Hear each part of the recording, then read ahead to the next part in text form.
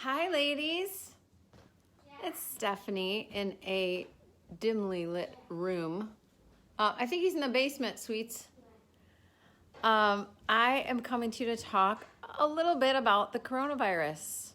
I know these are really crazy, crazy, scary times. Oh my gosh, every time I hear an update that like the NBA has canceled all games and that flights are restricted from Europe, and it's like I didn't think it would happen, and then it does. We just found out, although it hasn't been announced yet, so if you do live in my area, I'm not trying to be an alarmist, but our schools are going to be closed for at least 3 weeks, maybe more. 1 week before and 1 week after spring break, which is fine. And so I just wanted to talk about a couple of,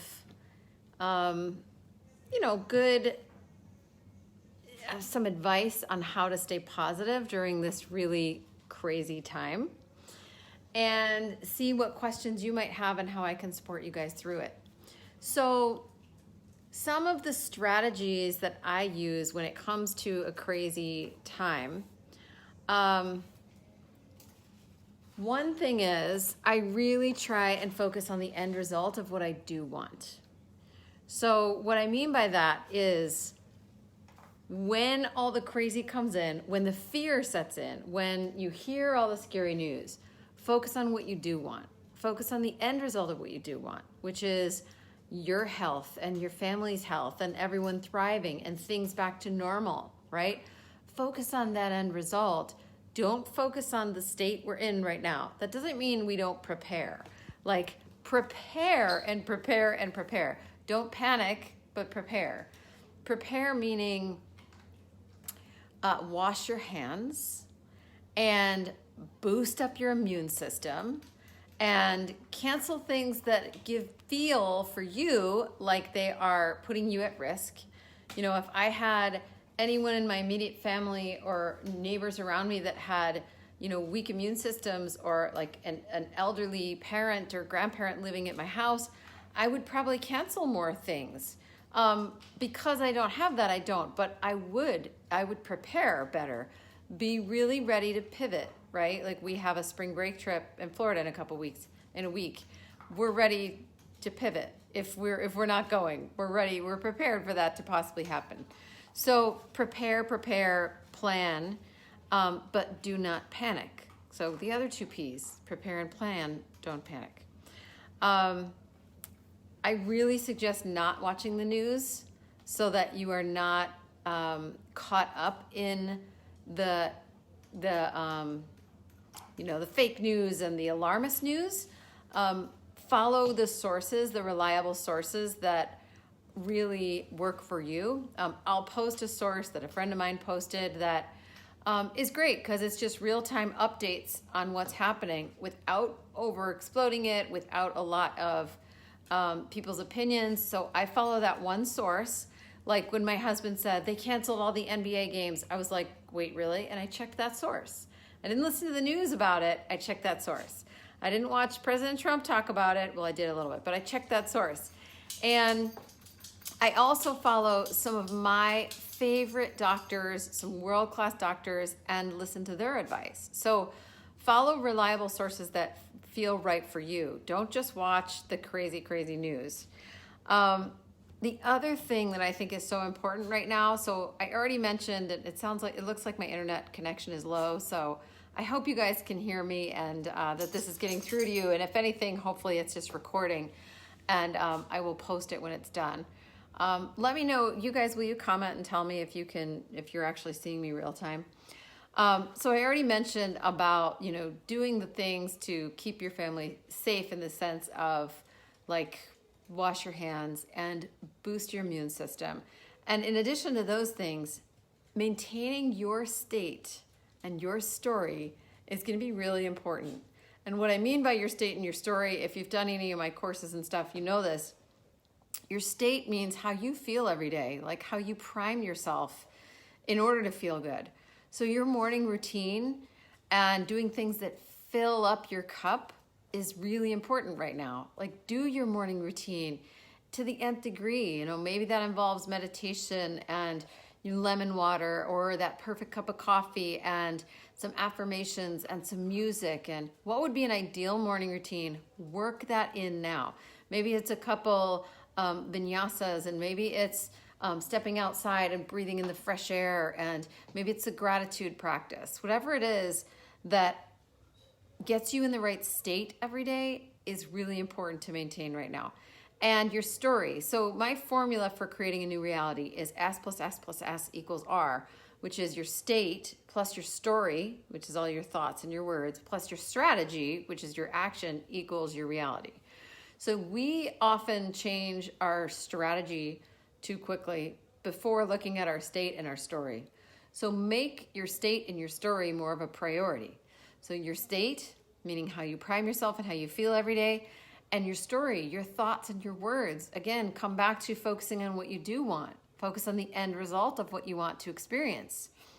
Look for the opportunities in this.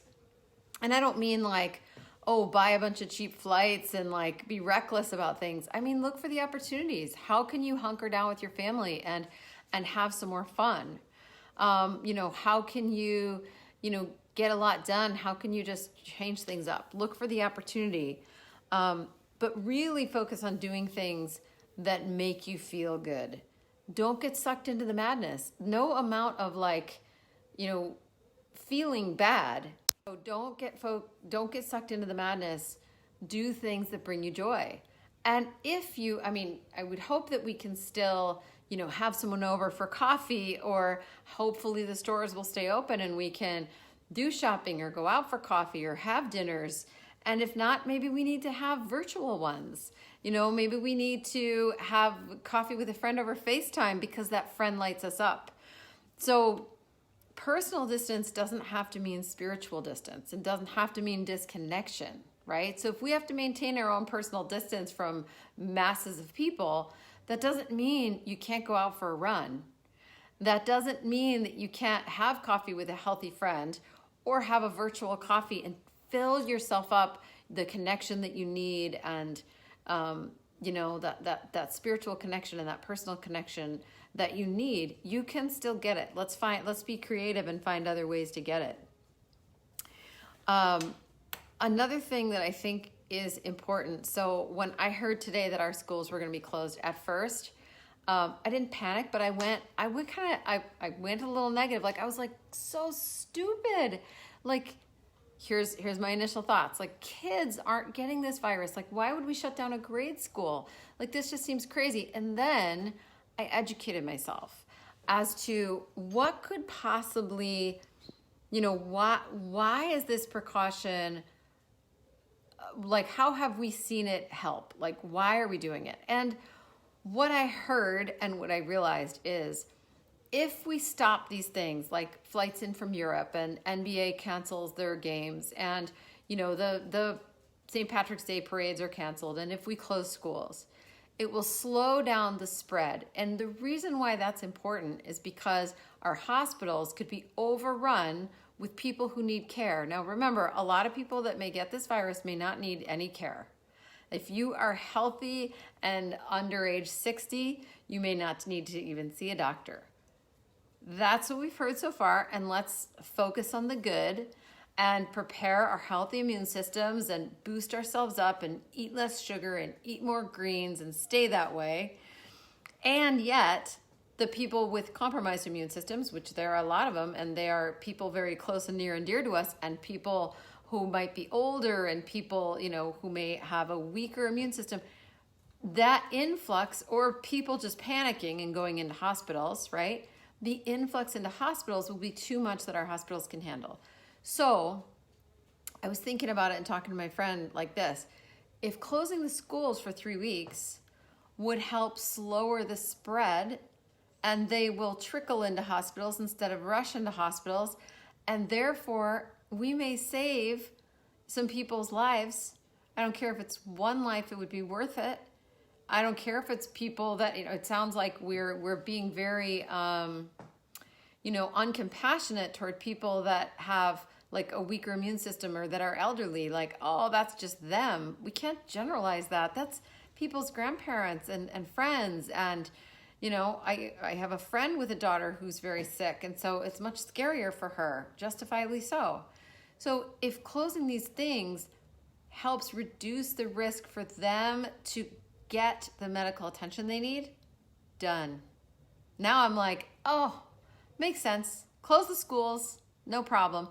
So it helped my attitude to just educate myself on how these things might be so good, and that it's not just fear-mongering and not just over panicking, that it actually has a rhyme or reason to it. And the last piece of advice I would give you is remember that nothing is permanent. This isn't permanent. We've been through hard times and we'll get through hard times again. Every one of us has been through some tragedies and some hard things. And this is another tough thing that we're gonna have to experience together. So let's do it with an open heart, with as much compassion and as much love and grace as possible, while being really safe and while still focusing on our joy and doing all the things that bring us up. Because bringing us down is not gonna help our immune system, is not gonna help anyone stay healthy. But doing things that bring us joy, staying positive, working on our state, changing our thoughts, focusing on what we do want, focusing on the end result, while still doing all those things, washing our hands, you know, reducing our, you know, public, you know, being out in the public in big groups and masses. And, you know, if you have anyone around you and it would be unsafe to travel or those things, then don't do that. It totally makes sense. Take the precautions and stay positive. It's not like one or the other. And just because, you know, I don't think we need to rush out and buy a bunch of toilet paper and do, I believe those things will be open. If they're not, then we pivot and we figure out what to do then, right? But I don't think we need to rush out and sit in more panic. I think we need to plan, we need to be ready to pivot, and we need to understand really that this is not permanent and that we will get through these hard times. So let me know if I can support you ladies and how you're doing. You know, be sure to call on a friend and try and speak positively as much as you can. At least if you can't be positive about it, just don't speak to the negative. And even I found myself doing that when I was like, oh, are they really gonna close the schools? What the heck? And I got out of that quickly because I was like, listen, let me not contribute to anything heavy. Let me contribute to the light. Let me have a lot of fun. And so I'm already planning like what fun things we might do with the kids if they're off school for 3 weeks and stuff like that. I'm planning to pivot if our trip to Florida gets canceled. So, you know, we're ready for this. We can handle this. This is going to be nothing in the grand scheme of things. And so I hope you guys are getting through it with a positive mindset, and let me know how I can support you. Hang in there, ladies, and try and find some joy. Okay, bye.